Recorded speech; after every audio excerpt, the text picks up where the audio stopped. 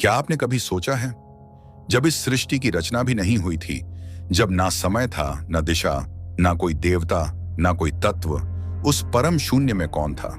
वो कौन था जो स्वयं अनादि है, जिसे किसी ने नहीं रचा, जो स्वयं में ही संपूर्ण है? दो नाम अक्सर हमारे ग्रंथों में बार बार आते हैं, सदाशिव और महाविष्णु। पर ये केवल नाम नहीं है, ये अस्तित्व के दो शाश्वत रहस्य हैं। सदियों से ऋषि मुनि ध्यानस्थ हैं इन दोनों के स्वरूप को समझने में। कुछ मानते हैं कि महाविष्णु ही ब्रह्मांड के रचयिता हैं, कुछ कहते हैं सदाशिव ही परम तत्व हैं, जो हर गति, हर शक्ति के मूल हैं।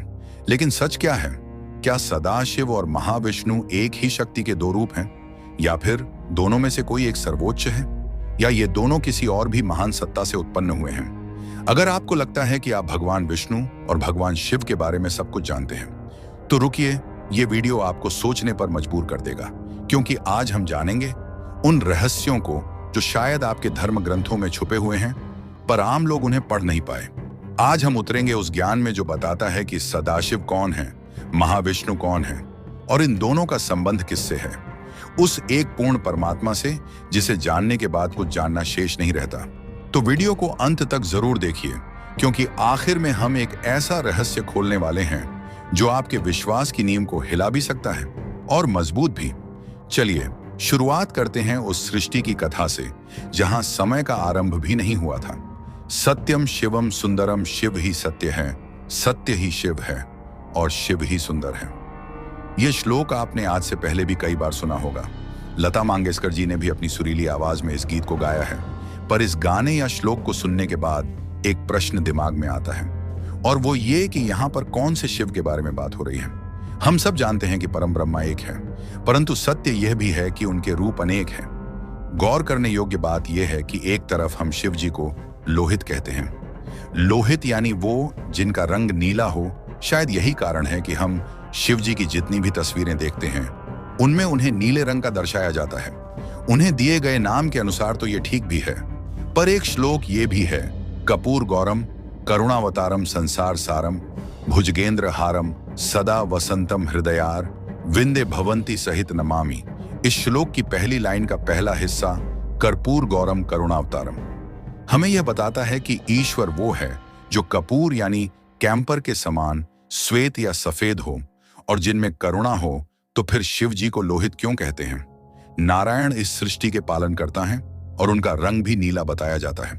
तो फिर ये जो कपूर की तरह श्वेत है, ये कौन है? क्या इस ब्रह्मांड में या फिर इस ब्रह्मांड के परे दो अलग अलग शिव और विष्णु वास करते हैं? इन्हीं सवालों के जवाब आज हम ढूंढेंगे और शिव और विष्णु के अलग अलग रूपों के बारे में इस वीडियो में विस्तार से चर्चा करेंगे।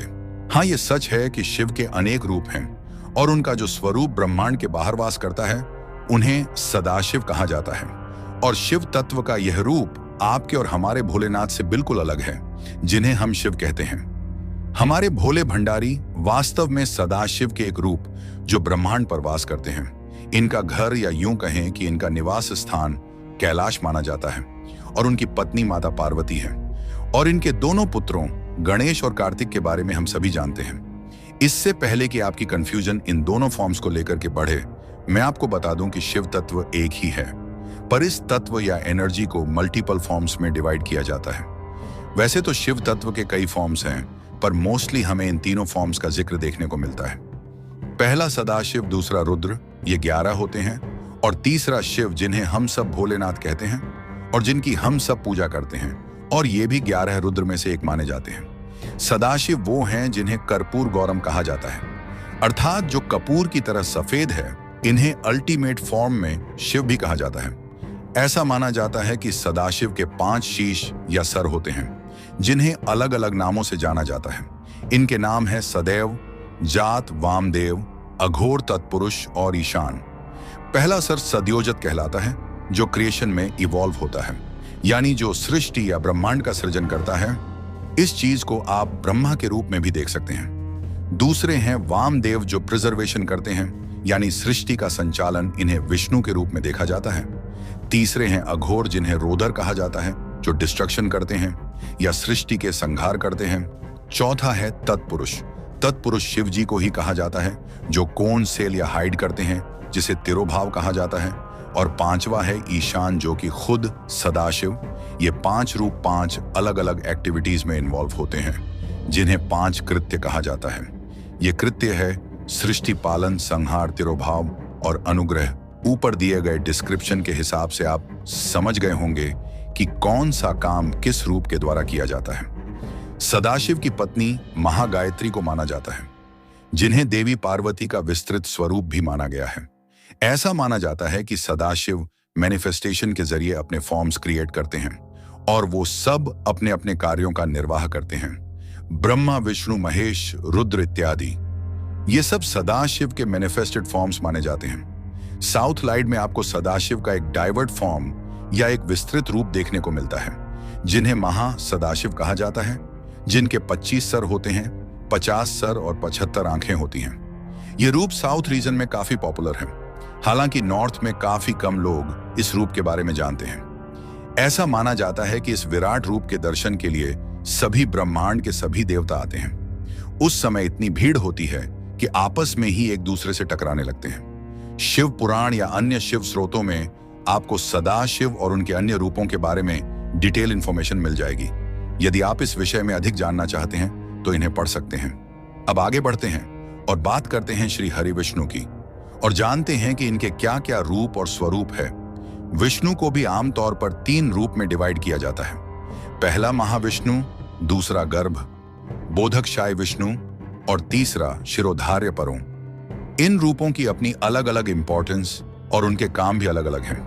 पहले हैं महाविष्णु, जिन्हें कारणोदक शाई विष्णु भी कहते हैं।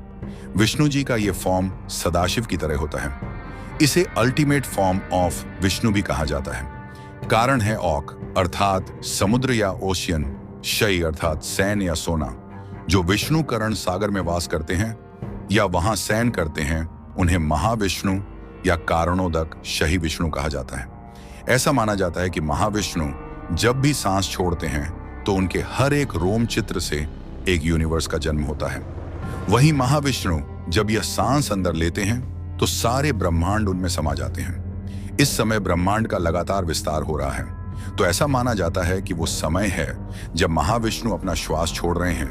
वहीं जब भी महाविष्णु अपने श्वास अंदर लेंगे, हम एक क्षण में खत्म हो जाएंगे। इसे आपको मल्टीवर्स के कॉन्सेप्ट के बारे में भी पता चलता है। विष्णु का दूसरा रूप गर्भ धारण देव का जन्म माना गया है कि यहीं से ब्रह्मांड की उत्पत्ति होती है, इसलिए इसे वोम या गर्भ की तरह देखा जाता है। विष्णु जी का तीसरा फॉर्म है शिरोधार्य शयी।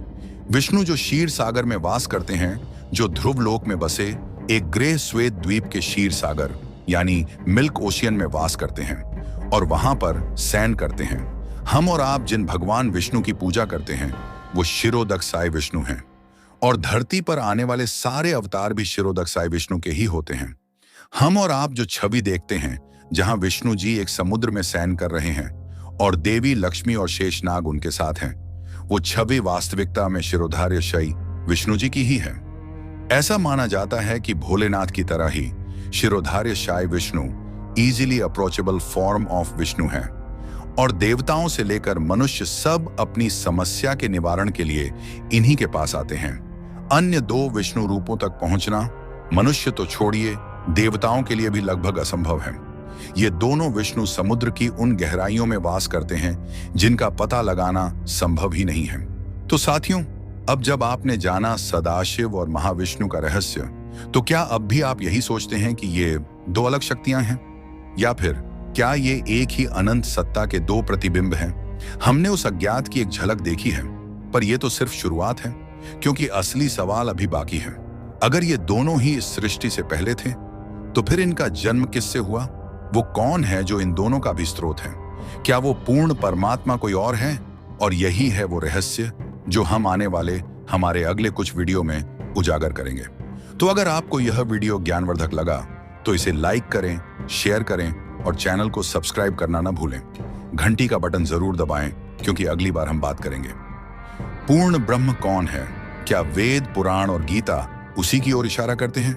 अंत तक बने रहने के लिए धन्यवाद। आपका हर कदम आपको परम सत्य के और पास लाए, यही कामना है। जय सदाशिव, जय महाविष्णु और अंततः जय पूर्ण परमात्मा।